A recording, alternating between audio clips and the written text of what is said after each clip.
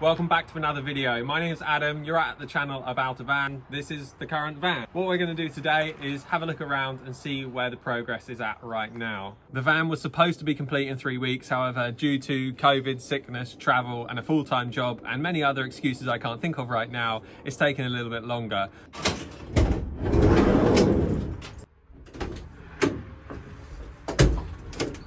As you can see, there's a bit of a mess in here, so let's get round to tidying it up and then we can actually see what progress we have at the moment.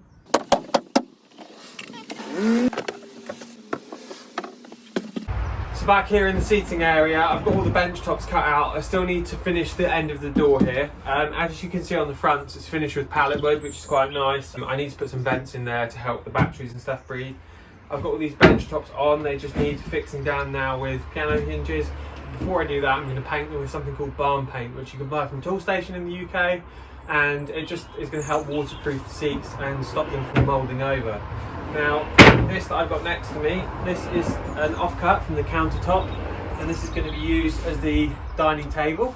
This is going to go on a lagoon mount, and when it's not in use, it's going to be able to drop down here between the benches and form the bed at night.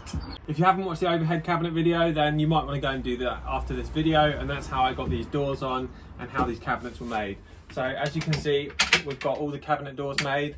They're on auto locking handles, so they shut and then they lock closed, which means that even if something knocks against them when I'm driving along, it's not going to come out. So off to the left hand side, we've got kind of our control centre. So we've got some charging points so we can charge our phones, tablets and cameras up. We've got the water pump switch, diesel heater, multi-plus control for the inverter, which means we can switch it on and off without having to get underneath the bench. And then behind that, we've got the battery monitor, which tells us what our battery's voltage is and how much we're using and how much is going back in from the solar panels. Behind that, we've got the window here, which I framed out the other day. And then behind me, we've got the cupboard over the bulkhead. So I've just put some doors in, I'll show you that. And then obviously all the lights are installed now as well.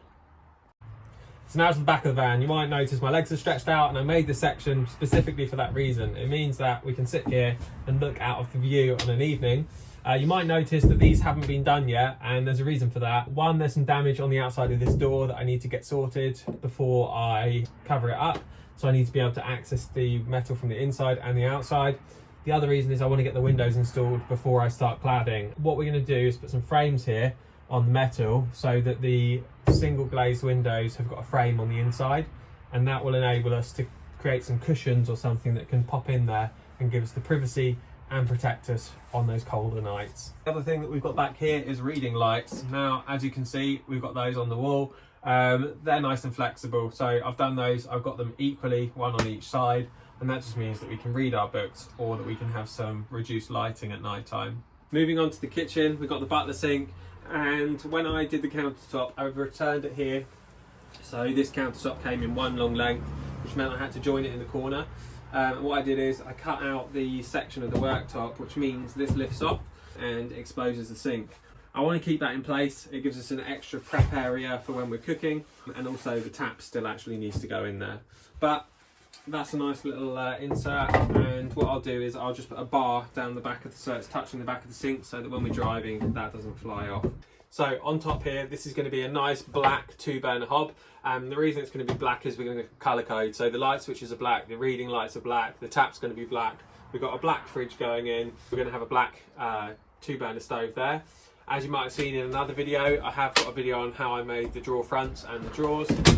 They're all on these yacht latches again, which means that when they shut, they lock as well. So there's going to be no nasty surprises when we fly around a corner at 30 miles an hour. The drawer won't be popping out and making everything explode in the back. One of the features I love in this van is the wood burner, and again I've got another video showing how I installed the flue on that and how I got this mounted in. Now this one's from Glastonbury Wood Burners. Dave is a really nice guy. He's based down in Glastonbury, as the name would have it. They got a nice little viewing panel on the front. This is about 2.5 kilowatts, so it's plenty warm enough to keep this van going. Really efficient on wood, and then below the wood burner we've got a wood drawer to store all of our lighting materials and fuels. At the back of the van, this is where the showering is going to take place, and we've obviously got storage behind me. Now on my right hand side I've got an LPG locker, which is not going to be a refillable bottle, well, not by an LPG pump anyway. It's going to be an exchange bottle, but seeing as it's just running the 2-burner hob in this van and the shower, which is going to be to my left hand side, I don't think it's going to be an issue. We should get about 3 to 6 months out of a bottle. If I was running a Propex heater, I would definitely install an external filling LPG bottle, but that's not the case in this van. So if we look behind me, obviously we've got some storage.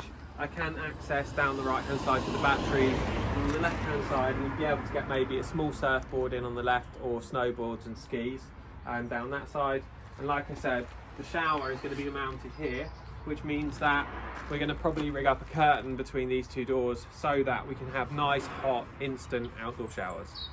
That's it for today's video on the van side anyway. If there's anything else about the van that you want to see before I finish up, which is going to be over the next few weeks, then please let me know in the comments below. If you've enjoyed the video, then give it a thumbs up. If you haven't, feel free to give it a thumbs down. However, I would really ask you, if you're going to do that, please put in the comments why you're giving it a thumbs down, and if there's anything you'd like to see improved or anything you'd like to see done in another video, then please let me know. Now, I did say at the beginning of the video there's some exciting news, and that is going to be soon. There'll be a road trip coming up to Spain and Portugal. So if you want to follow along for that, then please consider subscribing to the channel, and I'll be taking you through Europe, showing you some amazing wild camping places and what you want to be taking with you on those travels and how you need to prepare. Again, if you've got any questions around travel, preparing for travel, especially now that we've had Brexit, then please again stick those down in the comments below, and I will cover those in a later video.